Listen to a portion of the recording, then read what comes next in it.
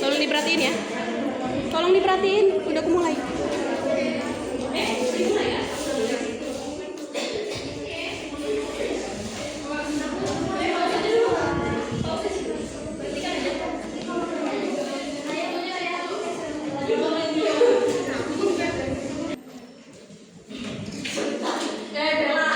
Ya Allah.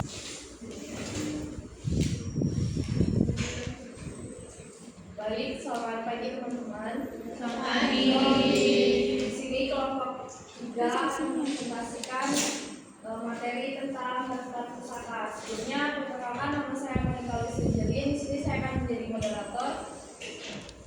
Selanjutnya, perkenalkan nama saya Sofia Muslihat ini sebagai moderator. Perkenalkan saya Desiana Fiderawinsi sebagai penulis.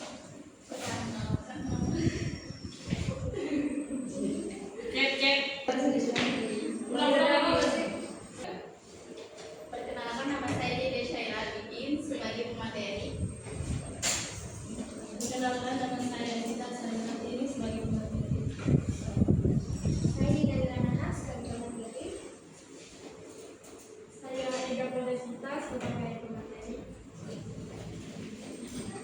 Saya Dede Pradesita sebagai pemateri. Saya Rachel Aziz sebagai pemateri. Saya Patricia sebagai pemateri. Baik, selanjutnya kita akan masuk dalam materi. Untuk materi pertama dipersilakan.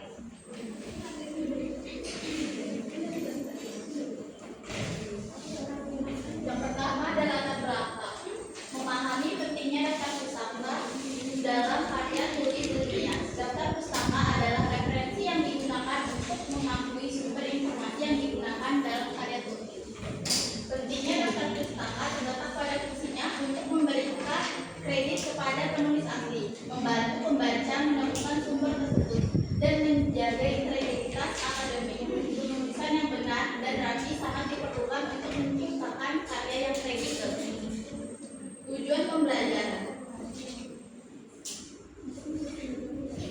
Tujuan pembelajaran terbagi menjadi 6. Yang pertama adalah menjelaskan pengertian dan fungsi daftar pustaka dalam karya ilmiah. Yang kedua, belajar untuk mengidentifikasi bagian-bagian esensial dalam daftar pustaka seperti nama penulis, tahun terbit, judul penerbit, dan tempat penerbit. Ini sangat penting untuk memastikan kelengkapan data. Yang ketiga ada mampu menulis daftar pustaka dengan benar sesuai format atau gaya penulisan yang diinginkan. Misalnya seperti gaya APA, MLA, atau Chicago. Yang keempat ada membuat kutipan dan referensi yang tepat dan sesuai dengan kaidah akademik di dalam teks kita. Yang kelima, menggunakan software manajemen referensi seperti Mendeley atau Zotero untuk menyusun daftar pustaka secara otomatis untuk menghemat waktu dan meminimalisir kesalahan. Yang keenam ada menerapkan etika penulisan ilmiah dengan menghargai sumber yang digunakan. Manfaat pembelajaran.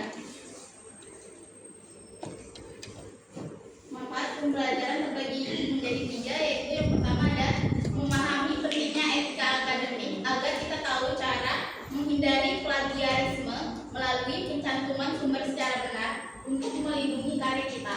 Yang kedua ada meningkatkan kemampuan dalam mencari dan mengelola referensi, menjadi terampil menelusuri sumber ilmiah yang kredibel, baik itu buku, jurnal maupun website akademik.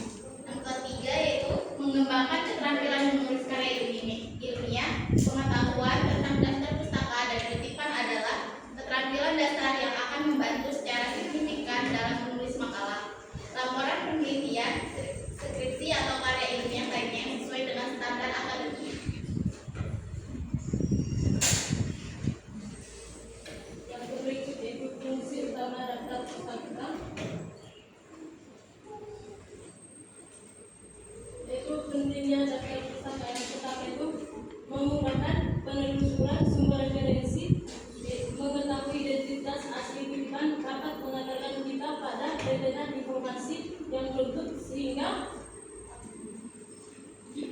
sehingga ada akarnya yang dapat mendukung kredibilitas data yang digunakan, yaitu dengan mengetahui sumber asli dari kutipan atau informasi dapat membantu konteks dan latar belakang informasi tersebut agar kita dapat memverifikasi kebenaran dan meningkatkan kredibilitas data yang digunakan.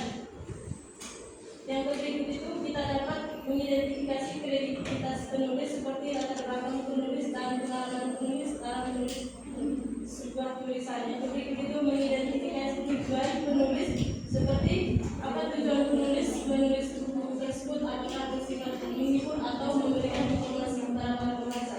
Yang berikut itu mendukung argumen, menunjukkan bahwa ide atau teori bukanlah murni pemikiran Anda, melainkan didasarkan pada sumber-sumber terpercaya yang telah dilakukan dalam bidang ilmu tersebut. Contohnya itu ketika kita menulis karya tulis ilmiah itu seperti makalah itu tentunya pada akhir itu kita menulis daftar pustaka sebagai sumber dari materi yang kita cari. Dan berikut itu menghindari plagiarisme. Dengan mencantumkan daftar pustaka, Anda secara resmi mengakui dan menghormati hak pencipta atau penulis tersebut.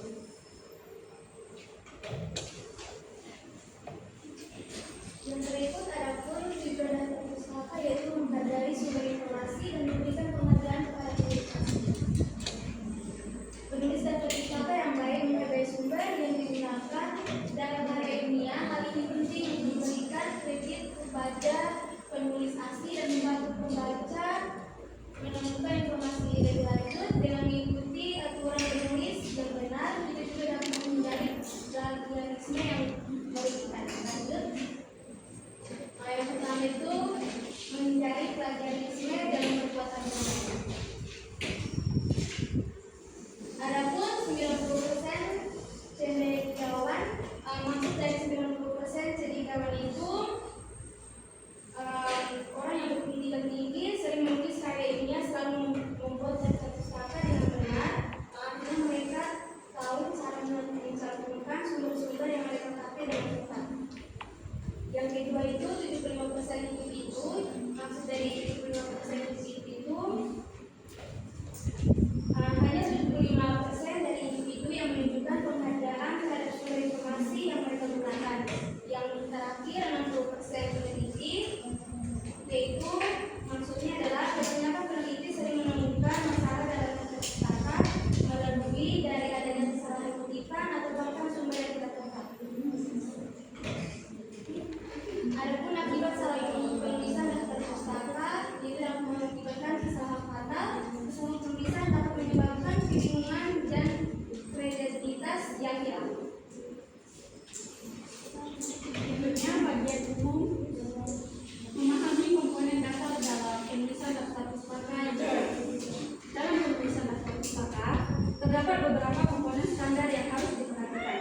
Elemen-elemen ini mencakup nama penulis, tahun terbit, judul penerbit, tempat terbit, dan halaman. Memahami setiap bagian sangat penting untuk menyusun daftar pustaka yang valid dan terpercaya.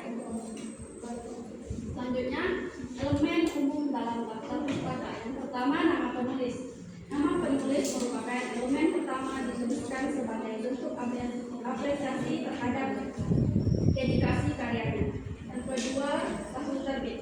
Tahun terbit dituliskan setelah menempatkan nama penulis sebagai penanda referensi, penggunaan sumber referensi dengan masa saat digunakan.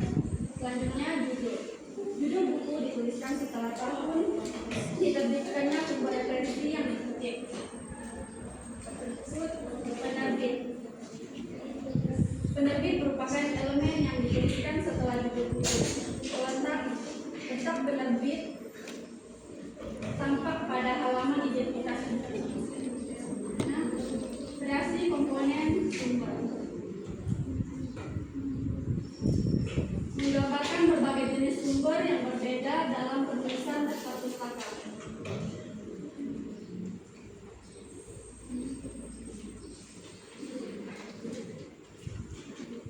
Yang pertama, buku. Komponen sumber buku mencantumkan nama nama penulis, tahun terbit, judul buku, kota penerbit, dan nama penerbit. Komponen sumber artikel mencantumkan nama penulis, tahun terbit, judul artikel, nama jurnal, nomor dan volume, dan halaman. Terakhir, koran berita atau sumber website. Komponen mencantumkan nama penulis atau lembaga, tahun publikasi, judul artikel, alamat website atau URL, dan tanggal akses. Selanjutnya, gaya penulisan daftar pustaka. Memahami berbagai gaya penulisan referensi. Dalam penulisan akademik, gaya penulisan daftar pustaka sangat penting untuk diikuti. Setiap gaya memiliki aturan dan format yang berbeda, yang mempengaruhi bagaimana sumber informasi disajikan. Memahami perbedaan ini membantu penulis dalam menyusun daftar pustaka yang jelas, terstruktur, dan sesuai dengan standar yang diterima dalam disiplin ilmu tertentu. Ada 5 gaya penulisan daftar pustaka. Yang pertama, gaya APA, menggunakan format penulisan dengan gaya modern. Kedua, gaya CMS, variasi untuk catatan dan biografi. Yang ketiga, ada gaya IEEE, menggunakan format numerik yang terstruktur. Yang keempat, ada gaya AFA, menggunakan penomoran untuk publikasi medis. Yang kelima, ada gaya von Schauffler, format numerik dalam penelitian kesehatan. Perbedaan gaya penulisan. Memahami beragam gaya penulisan referensi untuk karya ilmiah. Gaya penulisan referensi berfungsi untuk mengorganisir ditasi dalam karya tulis. Setiap gaya memiliki aturan dan format tersendiri, seperti APA yang lebih banyak digunakan dalam ilmu sosial, sementara IEF populer di bidang teknik. Memahami perbedaan ini penting untuk menerapkan gaya yang sesuai.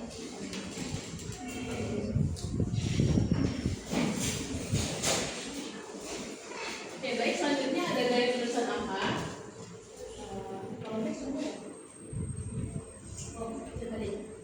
Jadi gaya penulisan apa ini disebut dari panjangannya dulu ya. Panjangannya itu American Psychological Association, atau biasanya digunakan untuk bidang seperti ilmu sosial, pendidikan, dan lain-lain. Gaya ini fokus pada tahun publikasi dengan aturan ketat untuk format penulis, judul, peneliti, dan lain-lain. Juga terus diketahui.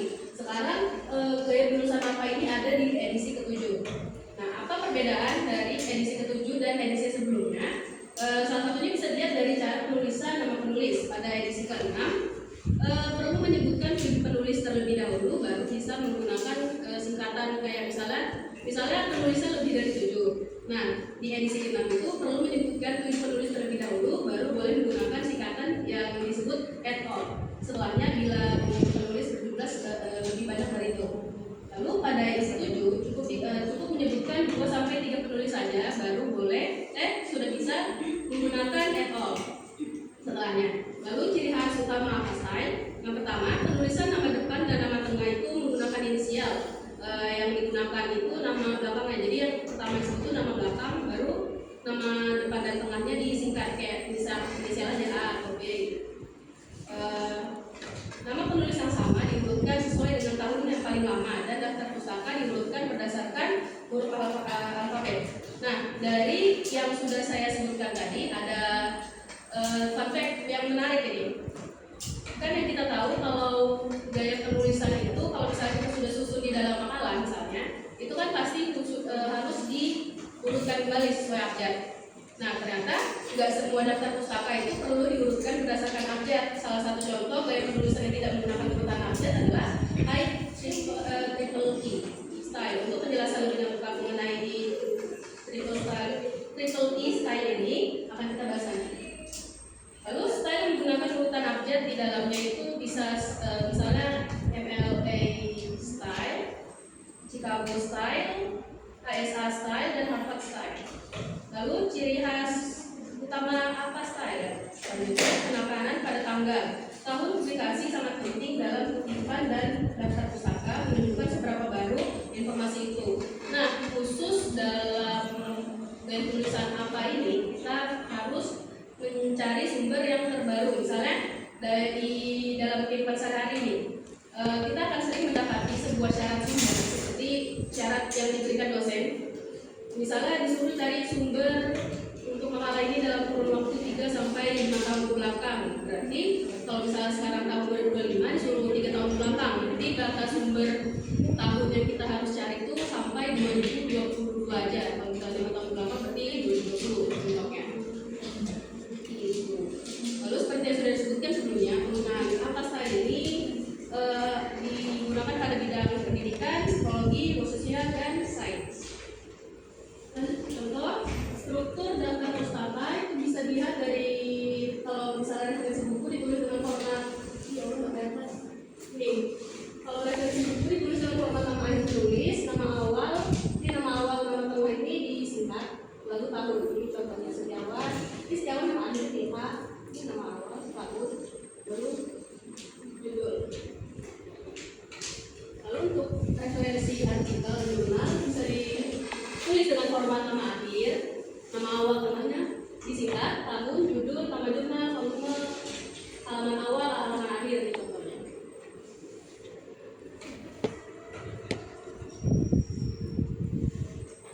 Bisa ada contohnya. Oke, selain referensi yang itu, ada juga kalau misalnya ada digunakan URL atau DOI bisa dilampirkan. Terus arti DOI itu apa? Arti DOI itu yang dimaksud DOI itu Digital Object Identifier. Jadi DOI itu kurang lebih seperti link URL. Sama-sama link juga, tapi bedanya cara mendapatkan link DOI ini dengan melalui sumber jurnal. Dan artikel ini yang biasa kita temui di Google Scholar. Jadi selanjutnya saya akan sedikit menjelaskan cara mengcopy daftar pustaka selain dari Mendeley. Sudah pada tahu? Belum. Dari Google Scholar? Belum. Berapa kali ada yang tahu ini? Jadi begini, kalau misalnya jelaskan ya.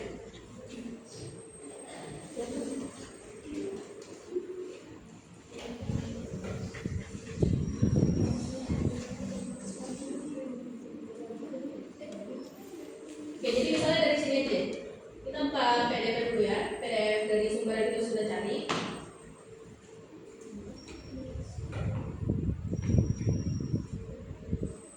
Ini cara mudah tapi agak ribet sih. Tapi kalau misalnya masih belum bisa mengakses Mendeley, bisa pakai cara ini. Jadi ini kan sudah terbuka PDF sumber jurnal atau artikel yang sudah kita cari di Google Scholar. Baru kita copy judul sampai penulisnya, lalu kita buka Google Scholar. Nah ini makanya PDF yang menjadi sumber dari makalah yang kita cari itu tidak boleh hilang ya, disimpan baik-baik biar kalau mau mencantumkan sumber daftar pustakanya bisa langsung mudah gitu. Nih baru di copy di sini, dicari, nanti muncul nih seperti ini, muncul sumbernya yang kita cari. Lalu di sini ada tulisan site. Kalau misalnya bahasa Indonesia dia kutip tulisannya. Nih kutip, lalu nih kita copy yang style apa. Kemarin kata ini, kalau di kamus ini kita menggunakan style apa. Jadi nih bisa langsung di copy, baru dimasukkan di daftar pustaka yang di makalahnya ya. Seperti itu. Baru kalau misalnya dosen minta kita untuk melampirkan DOI, bisa dibuka di sumber ini. Kalau misalnya sumber itu profesional, percaya, biasanya dia ada link DOI ini, bisa langsung di copy.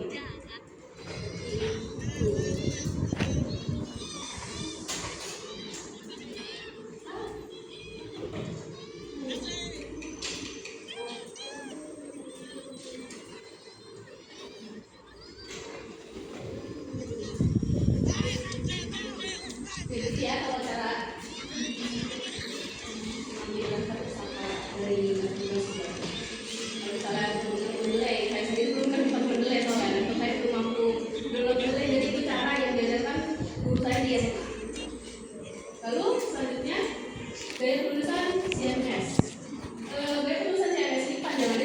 Chicago Manual of Style, standar format untuk kutipan dan daftar pustaka yang memiliki dua sistem utama. Yang pertama, notes bibliografi atau NB untuk humaniora, seni dan sejarah dan menggunakan footnote atau endnote, dan author date AD untuk ilmu sosial dan sains yang menggunakan citasi teks. Citasi itu maksudnya nama belakang kayak penyebutan daftar pustaka biasa. Jadi tadi kan saya menyebutkan kalau bidang ilmu sosial dan sains itu bisa menggunakan apa. Nah, kenapa dia juga bisa menggunakan CMS ini? Itu kembali lagi ke aturan kampus. Kalau misalnya kampus menyuruh untuk menggunakan apa, misalnya kita ilmu sosial, itu pakai apa. Kalau pakai CMS bisa juga. Contoh penulisannya kurang lebih sama saja seperti yang apa saya tadi. Oke, baik, selanjutnya di gaya tulisan IEEE. Nah, oke, gaya tulisan IEEE style menggunakan sistem numerik untuk citasi dalam teks dengan angka dalam kurung siku sesuai urutan kemunculan sumber pertama kali, lalu diakhiri dengan daftar pustaka bernomor. Saya menjelaskan di bagian ini sedikit saja karena bisa lebih mengerti kalau dilihat langsung dari cara menggunakannya. Gaya ini umumnya digunakan di bidang teknik, ilmu komputer, dan teknologi informasi karena sistem numeriknya ringkas dan mudah dilacak. Coba yang ini.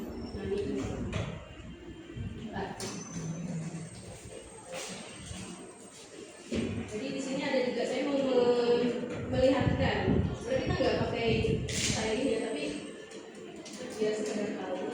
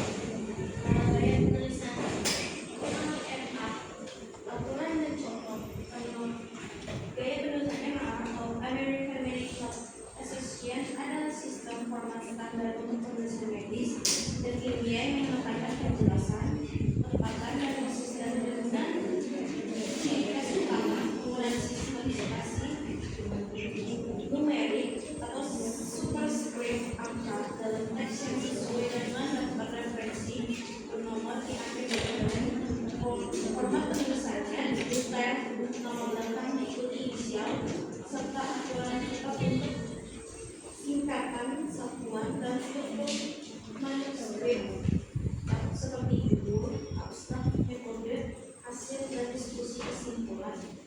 Karakteristik utama gaya AMA, sistem numerik menggunakan angka superscript. Misalnya di dalam teks saat menuju sumber angka tersebut dengan urutan sesuai kemunculan. Pertama sumber dalam naskah dan daftar referensi dikutip disusun sesuai angka tersebut. Singkatnya, gaya AMA memastikan tulisan medis dipahami dan diverifikasi dengan menggunakan nomor superskripsi untuk referensi yang berstruktur linear. Contohnya seperti referensi di buku tulisan format ada nomor, penulis, judul, edisi jika ada, seperti setiawan kamus, referensi artikel jurnal ditulis dengan format, penulis judul jurnal, tahun, volume, isu formatnya. Lalu ada gaya penulisan crossover untuk mensehatkan. Gaya penulisan crossover adalah sistem citasi yang menarik, yang memberi di mana angka turut digunakan untuk merujuk sumber dalam teks sesuai urutan kemunculannya dan daftar referensinya di akhir dokumen juga dimotoris secara berurutan. Sangat umum digunakan di bidang kedokteran dan sains karena kesederhanaan dan kejelasan untuk memudahkan pembaca melacak sumber asli. Lalu angka juga bisa dalam tanda kurung atau superscript. Dan jika mengutip beberapa sumber gunakan tanda koma atau tanda hubung. Singkatnya, gaya penulisan crossover adalah gaya kutipan nomor yang banyak digunakan dalam publikasi medis dan ilmiah yang dikelola oleh Komite Internasional Review Jurnal Medis yang mengutamakan keringkasan, konsisten, penomaran, dan sangat umum digunakan untuk penulisan artikel jurnal ilmiah kesehatan. Contohnya nama belakang penulis, AB, judul buku, edisi jika ada, kota, penerbit, lalu tahun, terus untuk referensi artikel jurnal ditulis dalam format seperti nama gambar, tahun, volume,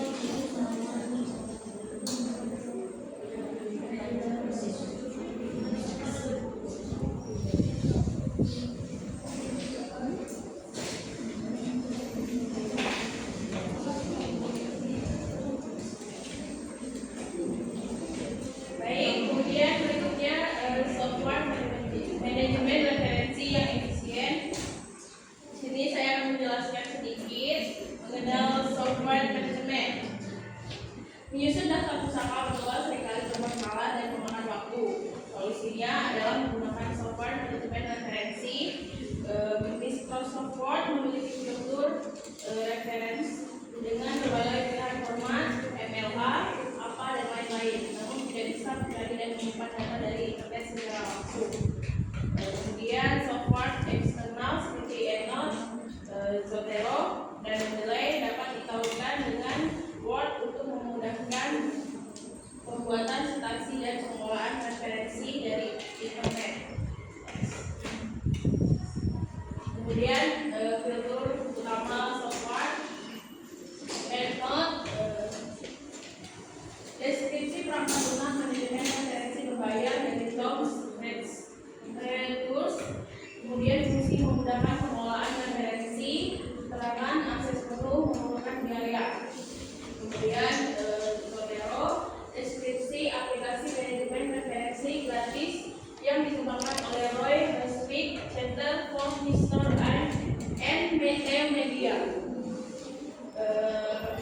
Di sini saya menjelaskan sedikit lagi. Yang pertama ada fitur, tersedia interface untuk perpustakaan digital yang menyimpan data PDF, gambar, audio, video, dan snapshot dari halaman web. Kemudian fitur pencarian data, versi add-on untuk Mozilla Firefox, StudyClone yang diinstal terpisah dan memerlukan konektor untuk Chrome, Safari, dan Firefox. Kemudian cara penggunaan, yang pertama install aplikasi Zotero. Kemudian yang kedua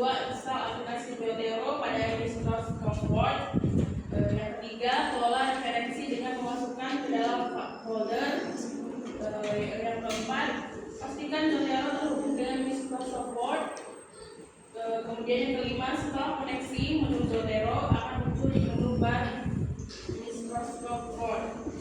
Kemudian yang keenam, untuk menambahkan kutipan, ketik kutipan dan pilih style penulisan.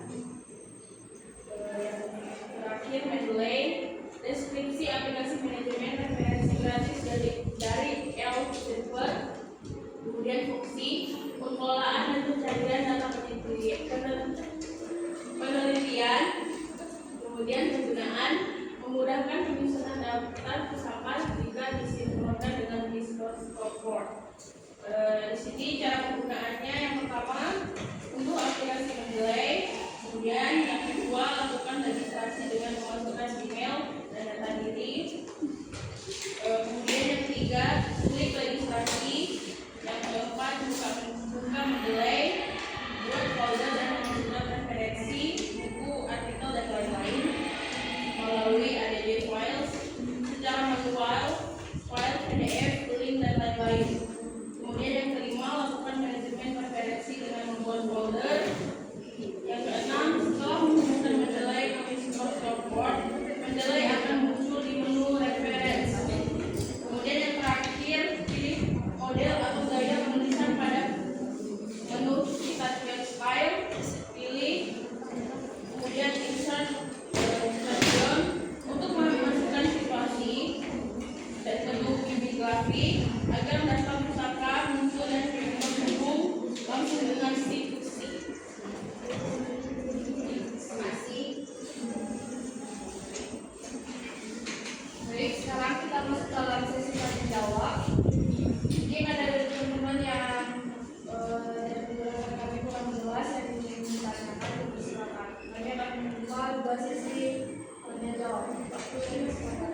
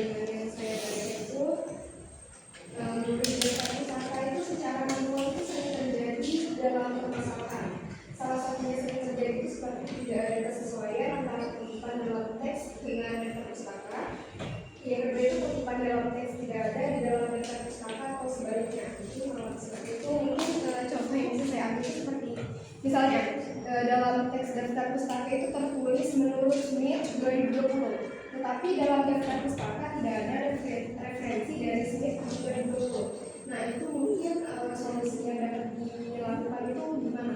Menurut kelompok kalian, menurut pengetahuan kalian. Baik, terima kasih.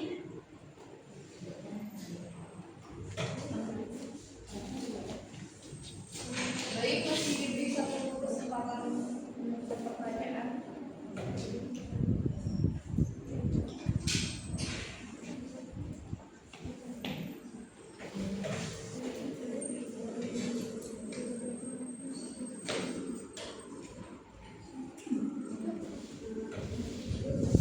Untuk pertanyaan pertama dari Diva, silakan menjelaskan. Jadi tadi yang ditanyakan itu bagaimana caranya biar tidak ada kesalahan gitu, kayak nggak nyambung gitu ya, yang tersedia di daftar pusaka sama yang sebenarnya dimasukkan di dalam isi materinya. Coba bisa sih jelaskan dengan cara yang tadi. Jadi ini cara yang cara menurut kita ya. Setidaknya kita mencoba dari hal yang kecil dulu, biar kita tetap menghargai sumber yang kita cari dan sesuai. Jadi cara pertama, kalau misalnya kita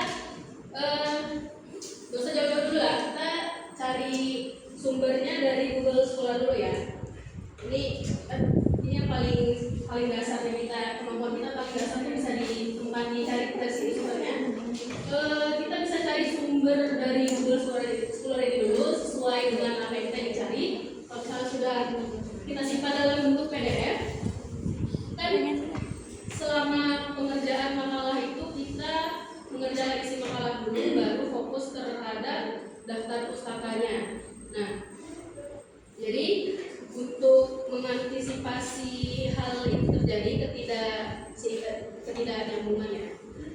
Bisa PDF file dokumen sumber jurnalnya ini bisa disimpan di note sendiri ya. Misalnya file ini untuk sumber ini misalnya, tapi pakai cara kita dulu, nanti pakai cara yang lain. Seperti yang tadi sudah dijelaskan, jadi kalau misalnya ingin mencari sumber kutipannya secara mudah, ini maba friendly banget. Simple di Google Scholar, yang tadi copy ya, di copy ini judul sama penulisnya, baru di Google Scholar, di copy paste, cari baru nih dikutip dari sini. Ini bahasa Inggris saya, kalau misalnya bahasa Indonesia dia kutip. Nih, ini menyesuaikan sama style yang digunakan. Itu cara pertama. Terus kalau cara kedua bisa menggunakan Mendeley. Kalau Mendeley itu kalau cara Mendeley saya dapatkan itu kalau misalnya kita cari sumbernya, baru kita itu ya filenya dipindahkan ke Mendeley atau judulnya dipindahkan ke Mendeley, itu saya kurang tahu ya. Terus kalau sudah di Mendeley itu bisa tersimpan sumber-sumber yang kita cari. Nah, sumber yang kita cari baru nanti di misalnya kita sudah mau mencantumkan kalau mencantumkan ke dalam isi materinya itu, kita bisa di fitur Microsoft Word itu ada fitur di bagian desain, pokoknya dia bisa nyambung langsung ke Mendeley, bisa langsung dikutip dari Mendeley situ. Kita misalnya ketik judul yang kita sudah simpan dari sumber, baru masukkan materinya ke isi materi itu, kita bisa nyusun daftar pustaka lebih mudah. Kita lebih menggunakan Mendeley. Jadi misalnya kita pencet sumber materi ini, dia kalau misalnya pakai Mendeley bisa langsung muncul daftar pustakanya. Jadi misalnya kita pencet di isi materi itu memang ada sesuatu yang bisa jelaskan dari sini. Kalau misalnya di dalam materi yang kita pakai Mendeley itu ada sesuatu yang bisa dipencet lah, pokoknya kalau kita pencet itu bisa langsung muncul daftar pustakanya. Jadi kesimpulannya, cara pertama bisa dengan cara yang Google Scholar tadi, misalnya kita menyimpan ini manual, kita menyimpan PDF-nya, kita mengkategorikannya khusus, misal sumber ini PDF-nya file ke ini, baru kita kutip dengan cara Google Scholar tadi. Ini di referensi ya. Kalau di Microsoft itu yang cara kedua menggunakan Mendeley dengan menghubungkan dulu Microsoft Word dengan Mendeley. Di situ bisa lebih mudah untuk meminimalisir ya, jadi tidak nyambungan antara isi materi dan sumber. Nah, ini caranya dan seperti itu.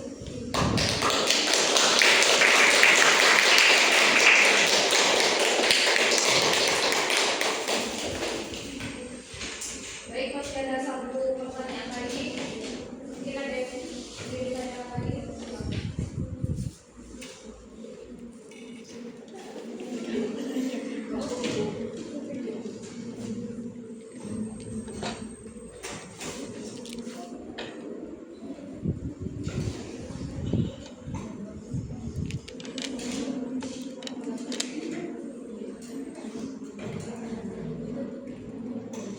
Apa ada yang ditanyakan lagi dari teman-teman?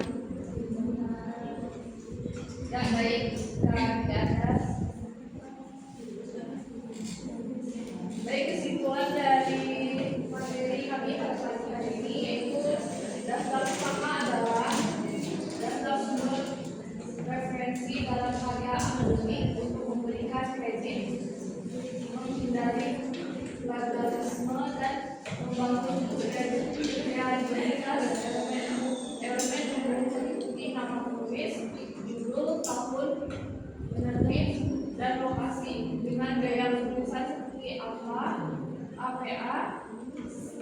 CMS, dan IEEE. dan MA dan software seperti Zotero, Endnote dan lain membantu mengelola situasi otomatis, mendukung integritas akademik dan kemajuan pengetahuan. Baik, sekian presentasi dari kelompok kami.